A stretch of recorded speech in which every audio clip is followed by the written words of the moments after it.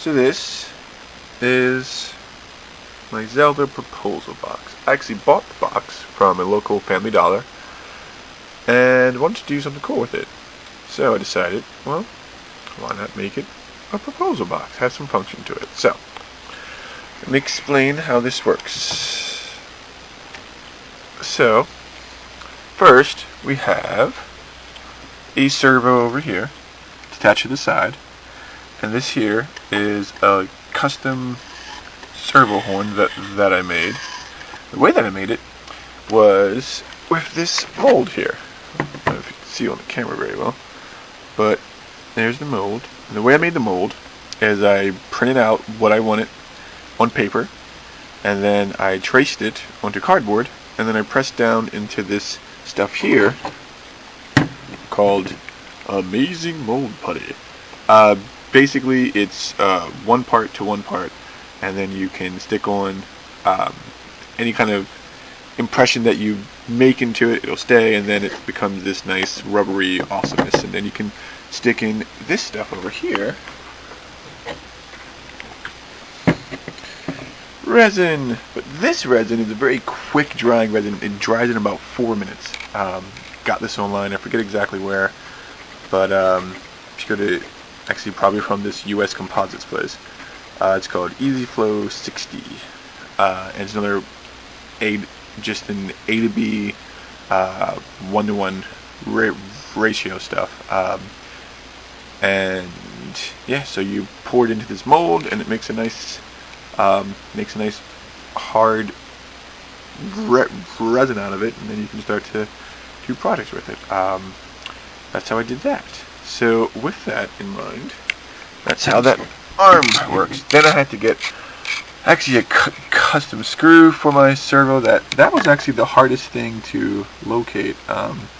Finally found one at some odd hobby shop around here that I actually have to cut down. I stuck a washer around it and screwed it in, and it works pretty good.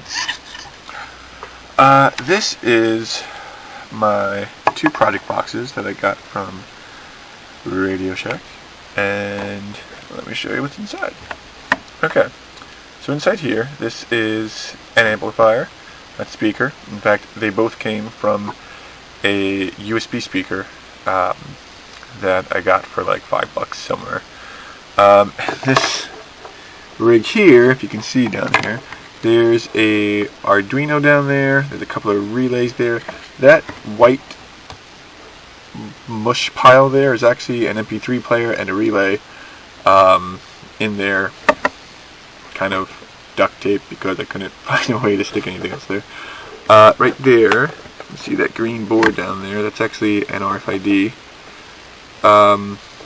reader, and the RFID reader actually goes to the RFID reader antenna goes inside, and I have it on the other side up there. And on this side is just a piece of ferrous material, so it can be magnetic, and a card little put your power thing there. It was actually a whole treasure hunt that she had to do and all that cool stuff. But yeah, so that's first material, so it's magnetic.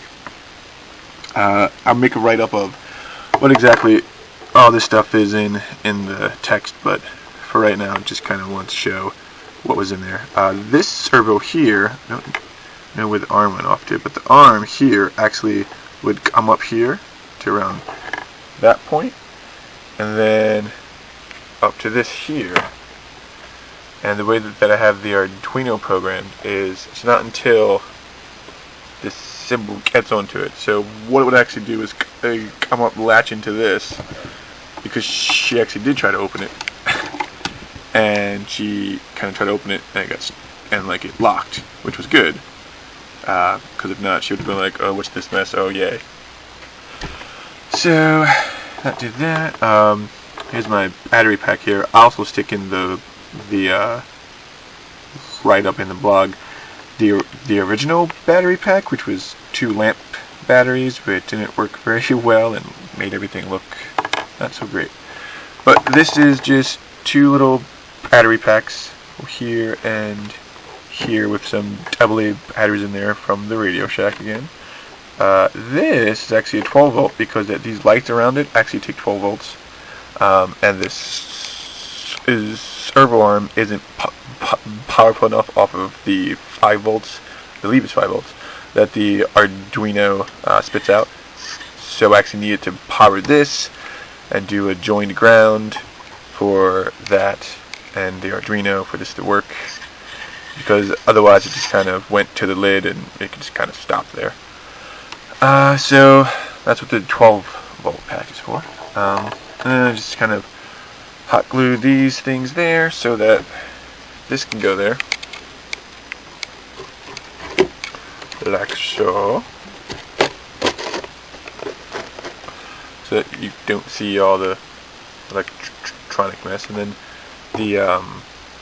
the jewelry box was here, and it came up, and you saw if you played the previous video, you would have saw that. Now let's show you how it works here. Okay.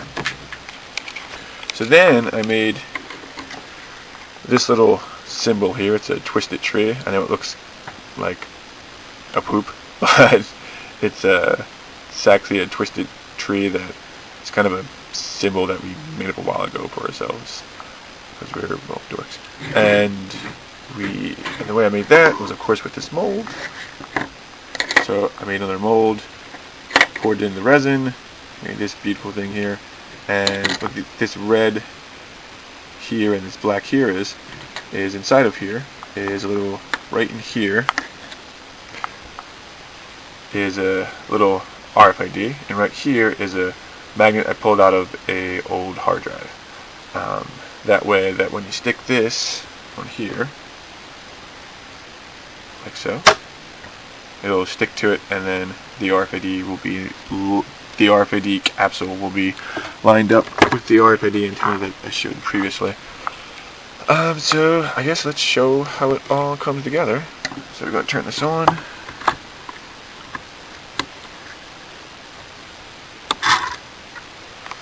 And what you just heard there was this just kind of went into position and doesn't move until that. Put the lid down, and there you go. So now I stuck that on, and the green light should come on too. There you go. And that sound you're hearing is actually from that duct tape MP3 player. The timing was a pain in the ass to do, actually, but that worked out pretty well. So yeah, so that's how that works. And of course more details will be in the write-up, but for right now, that's how it all works. Oh, and with this particular box, if someone wanted to do this themselves, when the arm came down, it would hit this, and there was a piece of wood there. So I actually had to cut that wood out because otherwise it kept smacking on that and then getting stuck. So if you ever want to do this particular project from the Family Dollar place, they always have little things like that. But that's how that works. The Zelda box. Thanks for watching.